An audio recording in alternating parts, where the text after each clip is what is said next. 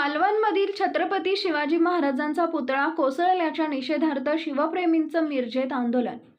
सिंधुदुर्ग जिल्ह्यातील मालवणमध्ये 2023च्या नौदल दिनानिमित्त उभारण्यात आलेला छत्रपती शिवाजी महाराजांचा पुतळा कोसळलाय। पंतप्रधान नरेंद्र मोदी यांच्या हस्ते या पुतळ्याचं अनावरण करण्यात आलं होतं।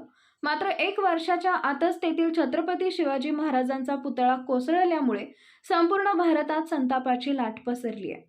मिरजेत समस्त शिवप्रेमींनी निषेध व्यक्त केलाय। मिरजेतील छत्रपती शिवाजी महाराजांच्या पुतळ्यासमोर शिवभक्त मोठ्या संख्येने जमले। यावेळी निषेधार्थ जोरदार घोषणाबाजी करण्यात आली।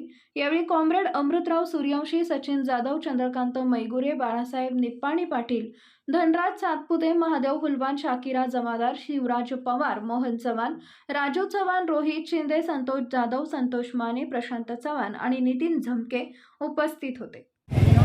सुरू करते। काल मालवण शेजारी राजकोटमध्ये जी दुर्घटना घडली तो भारताच्या इतिहासातील स्वातंत्र्यप्राप्तीनंतरची एक अभूतपूर्व दुर्घटना आहे। अत्यंत बेजबाबदारपणे या व्यवस्थेनं अत्यंत घाईगर्दीनं शिल्पशास्त्राचा अभ्यास न करता छत्रपती शिवाजी महाराजांचा पुतळा राजकोट येथे उभा केला।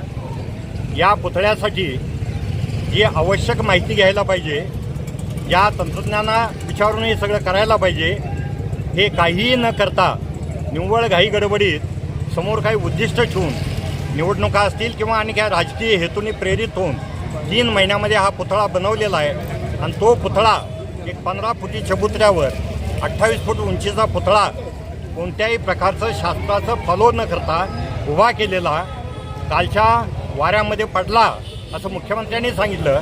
वास्तविकरित्या पुतळा उभा करत असताना जी आवश्यक काळजी घ्यायला पाहिजे होती ती यांनी घेतलेली नाही।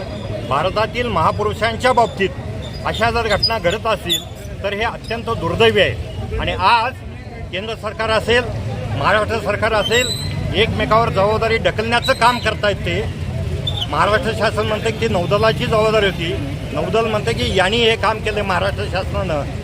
अशा प्रकारची टोलवाटोलवीची उत्तरं दिली जातात, हे लांछनास्पद आहे। आणि म्हणून तमाम शिवप्रेमीच्या वतीनं आम्ही या घटनेचा धिक्कार करतोय, जाहीर निषेध करतोय आणि अशा प्रकारच्या घटना पुन्हा या भारतामध्ये घडू नयेत अशी मागणी करतोय आम्ही। कारण छत्रपती शिवाजी महाराज हे अखंड भारताची अस्मिता आहे आणि म्हणून पुन्हा आमची शासनाकडे मागणी आहे, जो पुतळा काल पडलेला आहे तो पुतळ्याचं पुनर्निर्माण ताबडतोब करावं आणि अतिशय चांगल्या पद्धतीनं ते पुनर्निर्माण व्हावं अशी आमच्या सर्व शिवप्रेमीची मागणी आहे।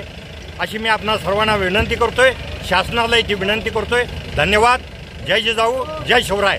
सर्वप्रथम जो राजकोटवरती जे छत्रपती शिवाजी महाराजांचा स्मारक जो काल पडलेला आहे त्या जो कोणी दोषी असेल त्या सर्व दोषींचा आम्ही जाहीर निषेध करतो। कारण रायगड असू दे, राजगड असू दे, राजकोट असू दे, सिंधुदुर्ग किल्ला असू दे, एक देखील त्याचं दगड पडलेलं नाही।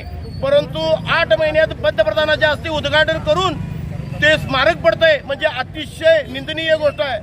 असं अखंड भारतात कधी घडलं नाही। परंतु या सरकारनं जे कृत्य केलेलं आहे ते अतिशय चुकीचं केलेलं आहे आणि याचा जाहीर निषेध म्हणून आज आम्ही छत्रपती शिवाजी महाराज चौकात जमलेला आहे आणि त्याचा जाहीर निषेध करतो। येणाऱ्या काळामध्ये जे कोणी दोषी असतील त्या सर्वांच्यावर कारवाई झाली पाहिजे। कारण छत्रपती शिवाजी महाराजांनी असा एक इतिहास लिहिलेला आहे, जो कोणी दोषी असला किंवा आई बहिणीकडे बघितलं त्याचा हातपाय चाटत होते। परंतु असलं हे सरकार आजकाल राहिलं नाही। ठेकेदार म्हणजे नुसता पैसे घेणे आणि स्वतःचं काम चालवणे एवढंच बघितलेलं आहे। येणाऱ्या काळामध्ये या ठेकेदार असू दे, जो कोणी अधिकारी असू दे, यांच्यावर जर कारवाई केलं नाही तर आम्ही गप्प बसणार नाही। त्या ठेकेदाराला जोडपून काढल्याशिवाय गप्प बसणार नाही एवढंच या ठिकाणी सांगतो। येथील राजकोट किल्ल्यावर 8 महिन्यापूर्वी घाई गडबडीमध्ये छत्रपती शिवाजी महाराजांचा 35 फुटी पुतळा उभा करण्यात आला। त्या पुतळ्याचं काल तो पुतळा कोसळला। त्या पुतळा कोसळल्यानंतर ह्या राज्याचे मुख्यमंत्री म्हणतात की 45 किलोमीटर वेगाच्या वाऱ्यामुळे हा पुतळा पडला।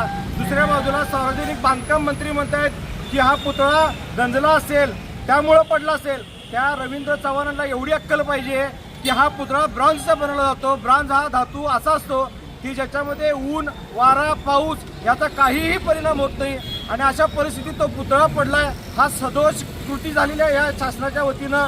ह्या शासनाचा मी मिरजेतील सर्व पुरोगामी संघटनेच्या विरुद्ध निषेध नोंदवतो आणि जे दोषी आहेत ते महाराजांच्या न्यायाप्रमाणे त्यांना हत्तीच्या पायाखाली दिली पाहिजे अशी मागणी मी या ठिकाणी करतो. नालायक शासनाचा धिक्कार असो. नालायक शासनाचा धिक्कार असो.